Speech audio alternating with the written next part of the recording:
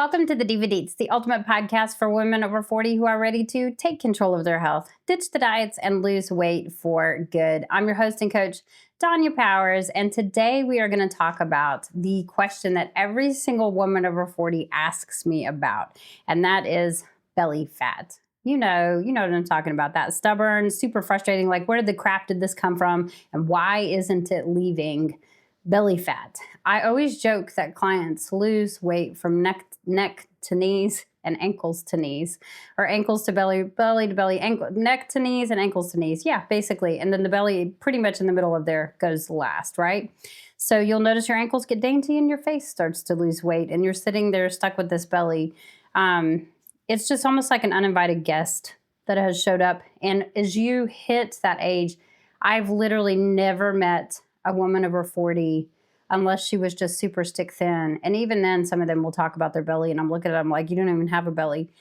It's very common. You're not by yourself. And so if you've ever stood in the mirror and grabbed your little apron and waved it around, you're not alone, because it's just part of the journey. And I want to make sure that you're not doing anything wrong. And you're definitely not the only one going through it. And so I really honestly hear this every single day. Every single day that I talk to a woman, when I get on a call with a woman, I know the things that we're going to talk about are her fat belly, and we're going to talk about how little she's eating. And that's going to be the conversation that we're having. So I'm always digging and needling and poking a little bit deeper every single conversation that I have, because I want you to know right out of the gate, the belly isn't random, it's data. And your belly getting fat answers a lot of that data for me. So when I'm digging for information from you guys, I'm trying to find out, is she gaining belly fat? Because if she is, now I know she's having issues probably with her hormones. She's had muscle loss. She's had stress load increase in her life. She's probably struggling with sleep. She's got blood sugar issues, potentially dealing with some insulin resistance. Her habits probably are non-existent or need some tweaking. And you know what? Life be life in, and that shows up a lot in the belly, just kind of shows up through the waistline. And today I'm going to break it down in a way that actually makes sense without shame. We're not trying to throw diet culture in here, and without the fairy tales that we were fed in our 40s about belly fat. These words have come out of my mouth. Do more cardio, eat less, do more, eat less, do more. That has come out of my mouth so many times to clients. And for me, many years that worked. Eat less, do more. Just eat less and go, on another 3-mile walk. And I used to be able to do that. And I used to be able to do that and lose weight. I can still do that, but I can do that. And then you know this, you can sit there and be so frustrated knowing that nothing's happening. And you're sitting there like, what do I do? I don't know what to do. So let's start with the part that nobody explained, because it is hard to get that information if you're not really looking for it. And if you're still following influencers that are in their 20s, I'll follow them and they're, perfect little genetics and all this different stuff. And I'm thinking, I wonder how much it's going to change. There's one influencer that I've followed on YouTube and I just love her stuff. I'm not going to name her out because I don't want to call her out, but she's hitting 40 and I'm watching it happen to her body, not out of delight, but out of the fact that I know even somebody as active as I was runs into that same belly fat gain. So there's scientific reviews, there's longitudinal studies, and they're all showing the same exact thing. As your estrogen declines, your body starts redistributing fat, and it redistributes fat from your fat and thighs to your belly. What does that mean? Because that's weird, right? And you could probably raise your hand and be like, ooh, that's me. One of the things that started happening, and that was how I knew I had a muscle decline, was my legs started to get what I would consider skinny. They were not big muscly legs, not like they had always been. And that was one of the big things that I noticed. And in that, I had a little bit of cellulite on the front and the back of my legs, but I had suddenly gained this big belly. And so you might not gain a ton of weight, which it wasn't true for me. I felt like I gained a ton of weight, but definitely gained different weight, especially above my belly button. I had never gained weight above my belly button. And so the shape of your weight changes. So if you've been thinking, why does it all go to my stomach now? Well, there's a biochemical reason. Your energy burn is lower even at rest. And that is what your stomach, your belly, your fat belly is telling you. Studies show that women through menopausal transition show that your body actually burns fewer calories while you're sleeping and fewer calories over 24 hours. The only difference between you at a menopausal transition or a perimenopausal transition and somebody that is not there is just that hormonal difference. That's the only difference. That's the only really big change. And so the same habits you had in your 30s will not work in your 40s. The same habits you had in your 30s will not work in your 40s, 50s, 60s, or 70s. And to be honest with you, if you can get a handle of this in your 40s or even in your late 30s, it's going to radically change how your body will put on fat.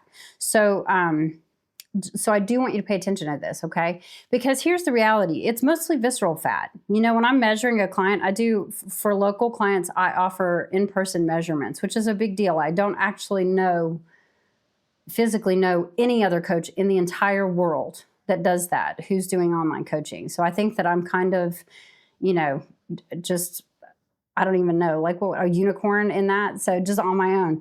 But it's important to me because I actually want to touch your fat. That sounds really, really gross.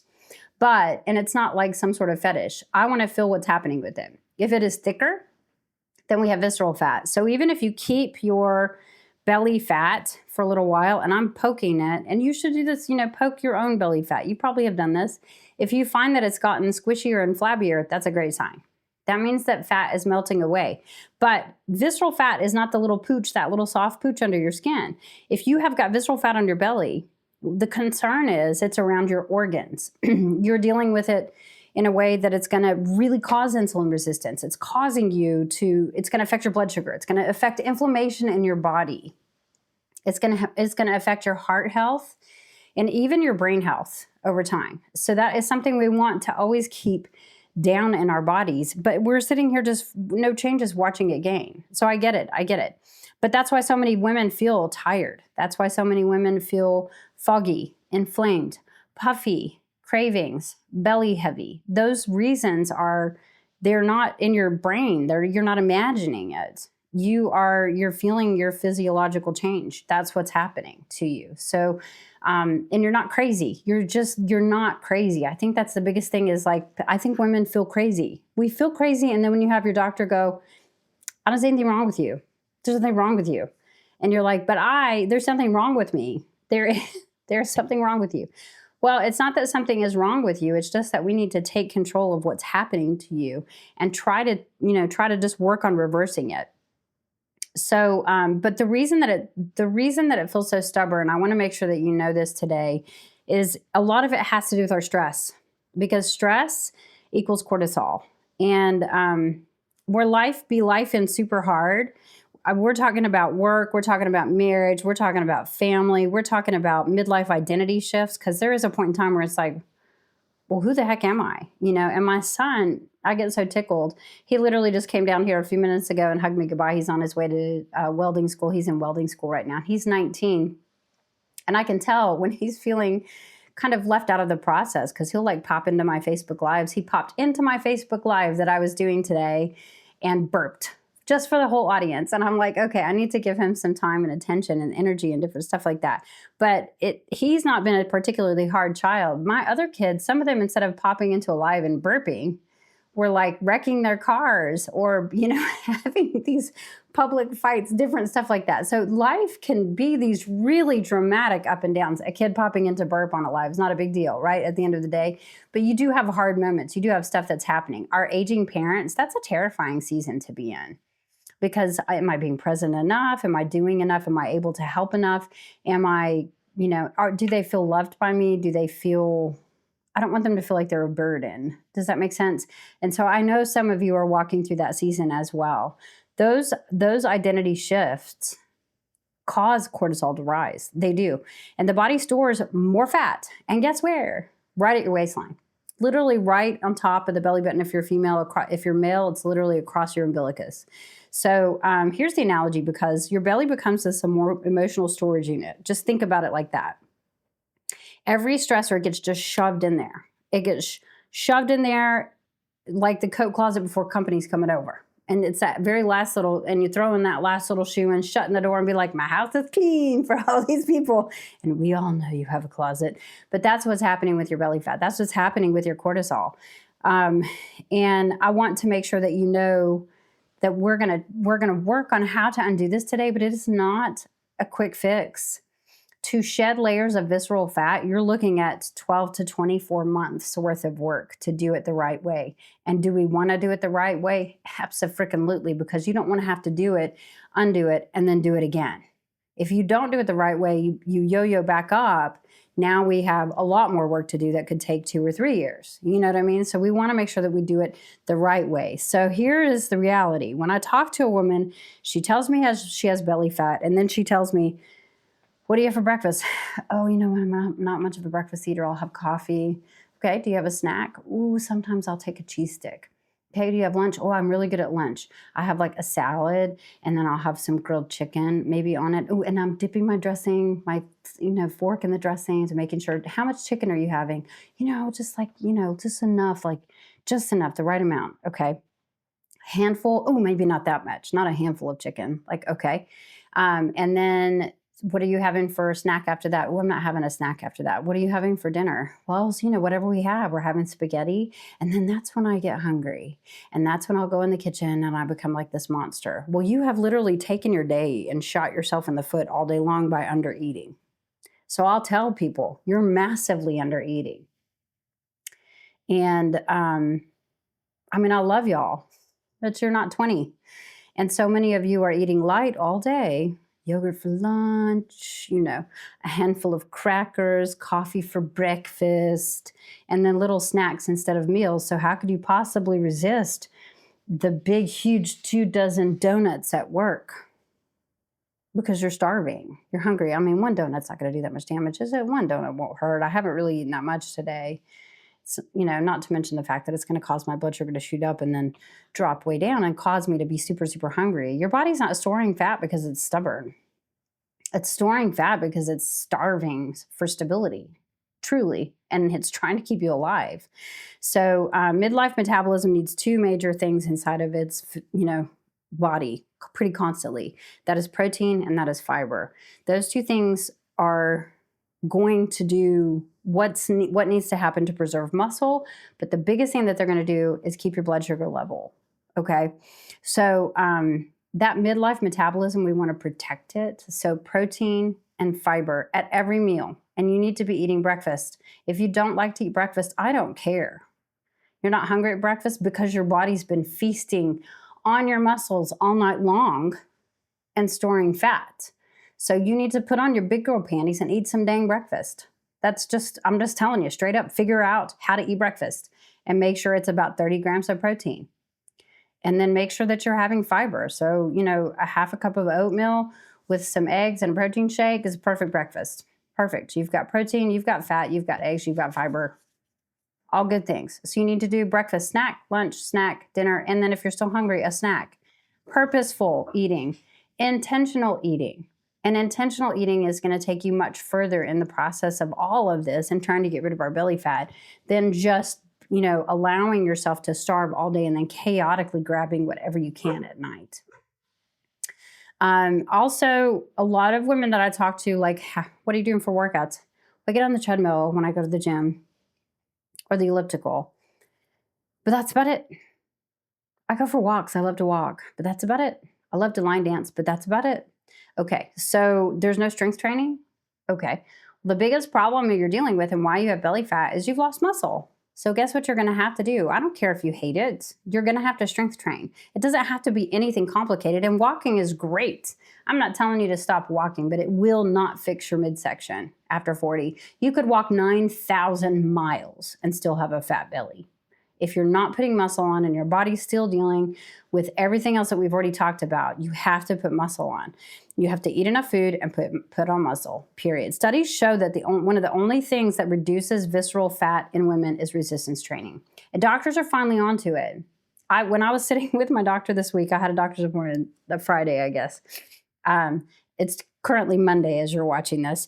But as I was at the doctor and talking to her, she was just talking so much about, and the last time I saw her was 6 months ago.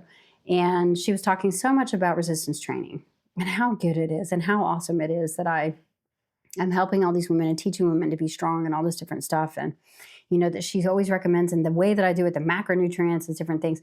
She's never once said, do you want to take a GLP-1? The one time that I asked her about a GLP-1, because I had questions about it, because people ask me about GLP-1s all the time, is she was like, I think it's going to work you backwards, if you're already in a resistance training program, because you are going to fight even harder to keep muscle, because the GLP-1, if you're not careful, will take it back. It's known to take muscle off just in itself. Am I saying it's bad for you? No.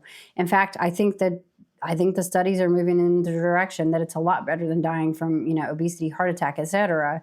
But for me, when I was talking with her, she's in that. I mean, doctors are finally on it. They understand it is macronutrients and resistance training. That's the lifestyle change. If you're not doing those things, you're really going to be stuck, no matter if you do a GLP-1 or not, right?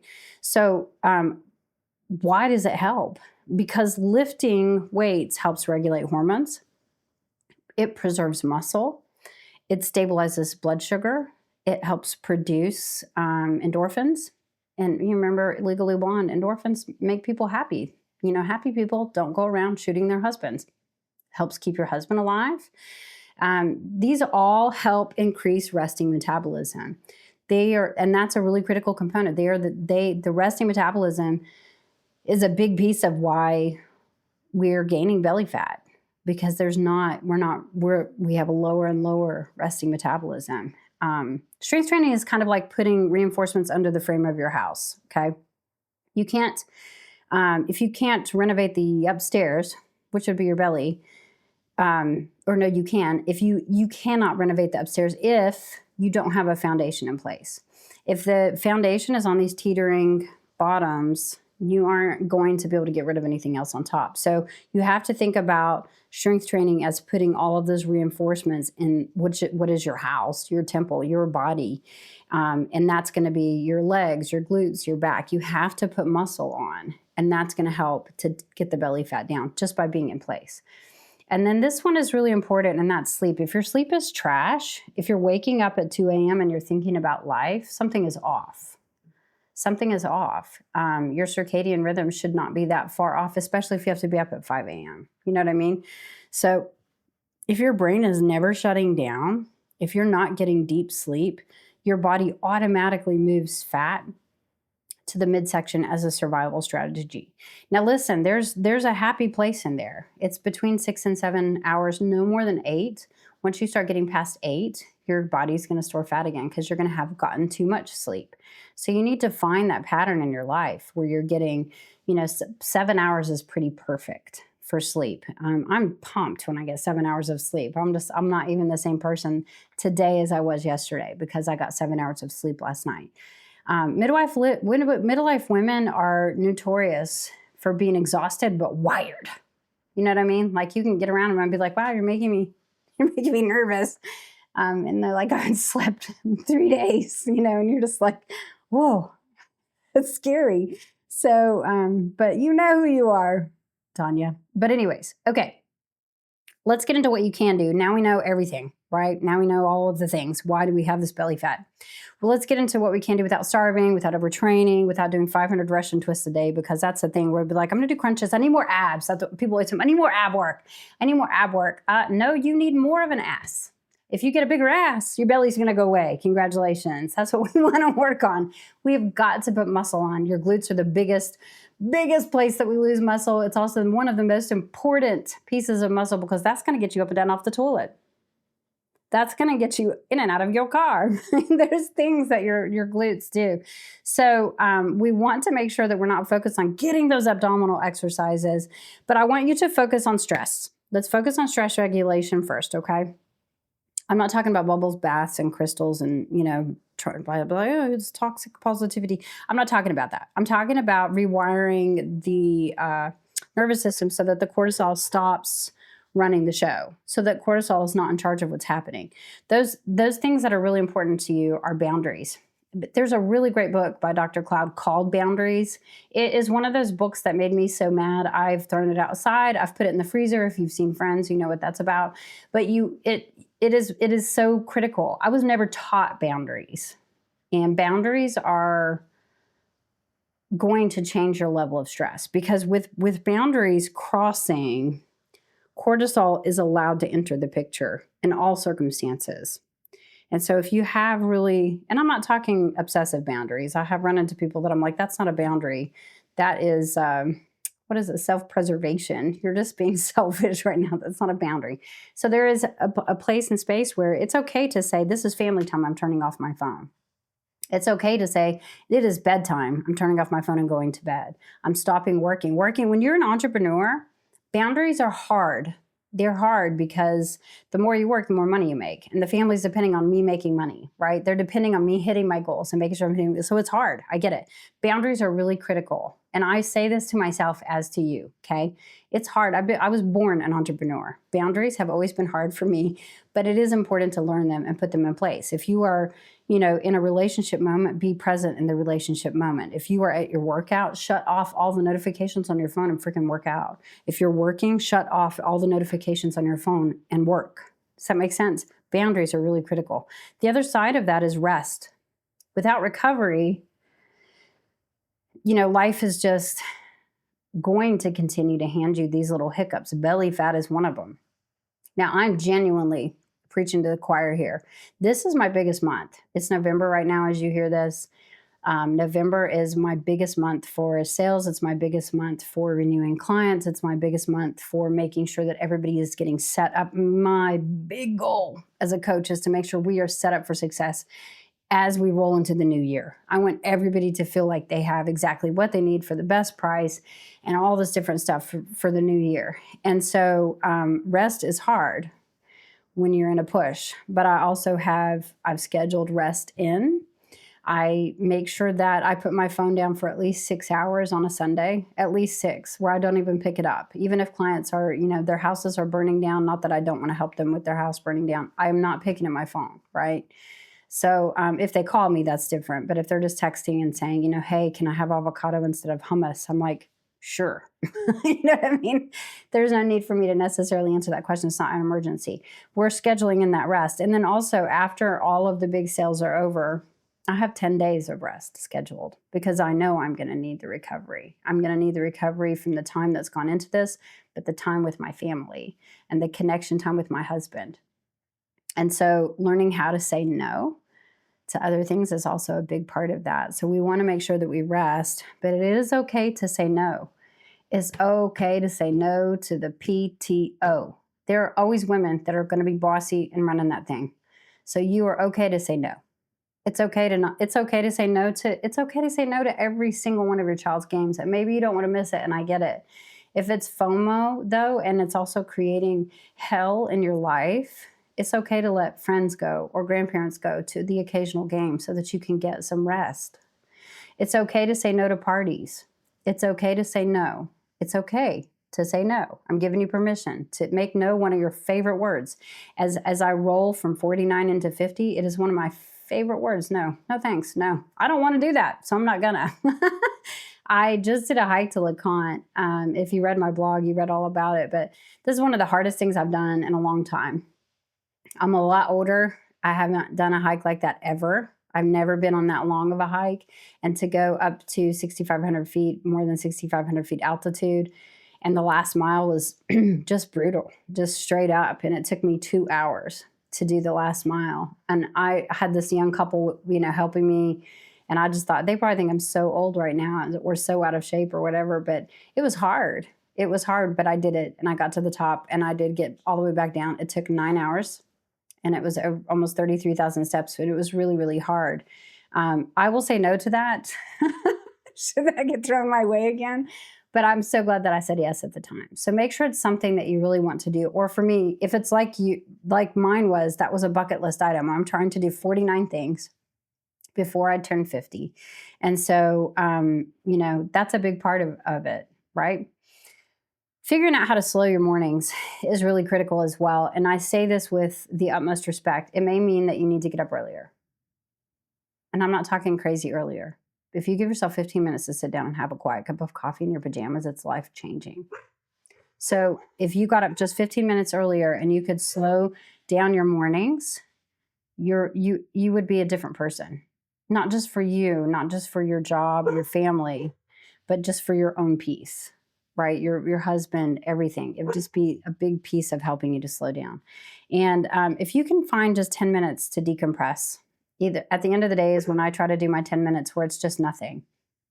Sometimes it's in my car in the driveway, just a decompression. I'm not watching my phone. I'm just listening to the wind. I'm focusing on my breath. And it's just time and energy just to decompress.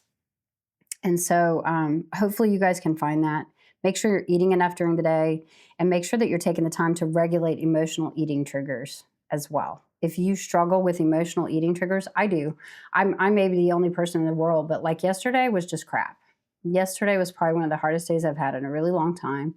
Not to make you feel sorry for me at all, but we all walk through these low moments. I had a couple of really hard hits from Thursday to Friday to Saturday. And by Sunday, I was just like, I am done. And I just curled up in a ball and ate pizza. And that's what happened. So we all have our emotional eating triggers.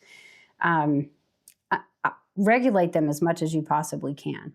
Part of what you need to do is sit in the pain, sit in the discomfort of what's happening to you. Because, why did I feel that way?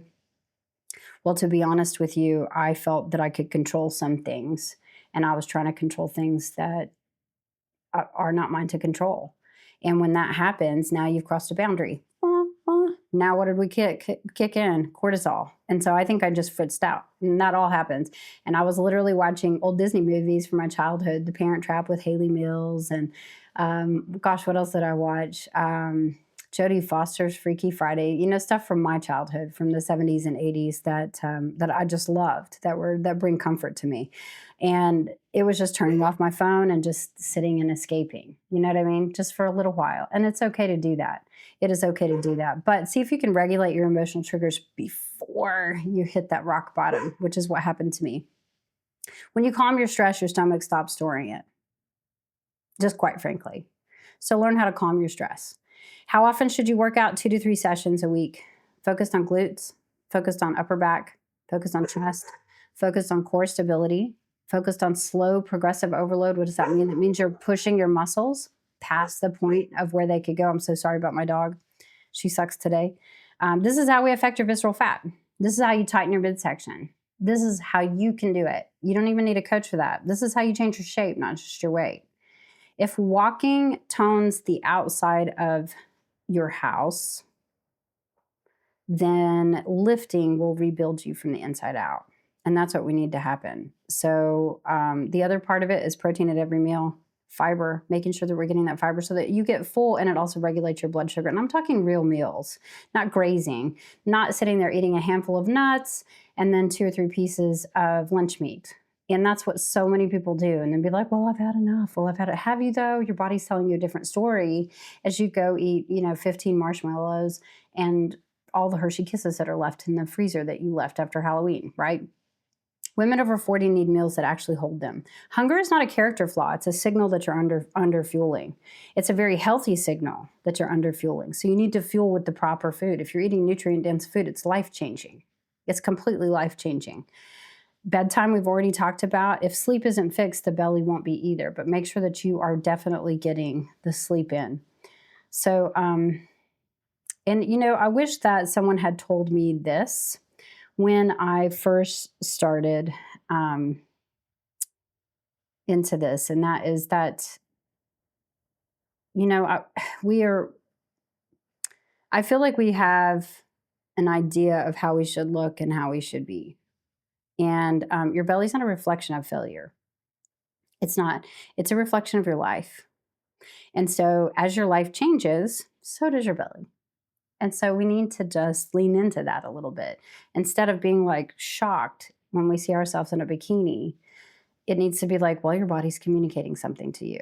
And we really need to listen. It's telling you your roles, your stress, your hormones, your patterns, your survival strategies. It's all located in the story of your belly fat. Okay. So this blueprint doesn't really just change your belly. It changes how you feel in your body. And I want you to make sure that you are feeling stable. I want you to feel confident. I want you to feel strong. I want you to feel like you actually have the ability to live your life instead of fighting it.